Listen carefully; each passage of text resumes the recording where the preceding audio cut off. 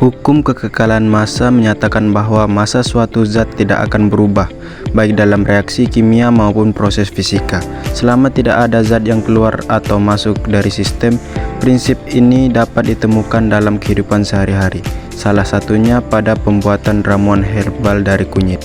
Ketika kunyit diolah dengan bahan lain seperti air dan gula, jumlah total massa bahan sebelum dan sesudah proses tetap sama, meskipun bentuk dan rasanya berubah. Hal ini menunjukkan bahwa dalam proses pembuatan ramuan herbal tidak ada massa yang hilang, melainkan hanya mengalami perubahan bentuk atau komposisi. Kajian teori mengenai penerapan hukum kekekalan massa dalam kehidupan sehari-hari dapat dilihat pada proses pembuatan ramuan herbal dari kunyit.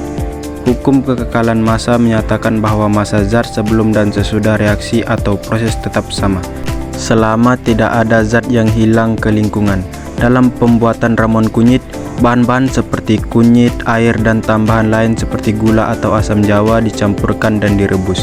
Secara teori, jumlah total massa bahan sebelum proses pemanasan akan sama dengan massa hasil akhir, meskipun terjadi perubahan bentuk dan sebagian air menguap. Uap air yang keluar sebenarnya tetap merupakan bagian dari massa sistem jika dihitung secara keseluruhan.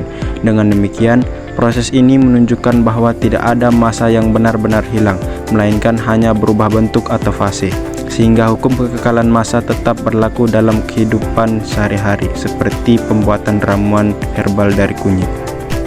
Contoh penerapan hukum kekekalan massa dalam kehidupan sehari-hari dapat dilihat pada pembuatan ramuan herbal dari kunyit. Misalnya, ketika kita menumbuk kunyit lalu mencampurkannya dengan air dan bahan lain seperti madu atau asam jawa, massa total campuran tersebut tetap sama dengan jumlah massa semua bahan sebelum dicampur, selama tidak ada yang hilang atau menguap. Walaupun bentuk kunyit berubah dari padat menjadi cair dan tercampur dengan bahan lain, jumlah massanya tidak berkurang maupun bertambah. Hal ini menunjukkan bahwa dalam proses tersebut berlaku hukum kekekalan massa, yaitu massa tidak dapat diciptakan atau dimusnahkan, hanya berubah bentuk. Langkah kegiatan: 1. Menyiapkan alat dan bahan seperti kunyit yang sudah diparut, garam secukupnya, wadah, gelas berisi air matang, panci, saringan, timbangan, dan kompor. Yang kedua yaitu timbang massa awal, timbang semua wadah plus gelas yang berisi air plus parutan kunyit dan dicatat massanya. Yang ketiga yaitu tuang air matang ke dalam wadah yang berisi parutan kunyit dan ditekan sedikit. Yang keempat yaitu peras dan saring parutan kunyit ke dalam panci. Yang kelima yaitu nyalakan kompor dan rebus air perasan kunyit selama 10 menit. Yang keenam yaitu setelah sedikit mendidih, masukkan garam secukupnya, sekitar setengah sendok makan. Lalu yang ketujuh yaitu setelah dingin, tuang ramuan ke dalam gelas lalu timbang massanya bersama wadah tersebut, kemudian catat lagi massanya.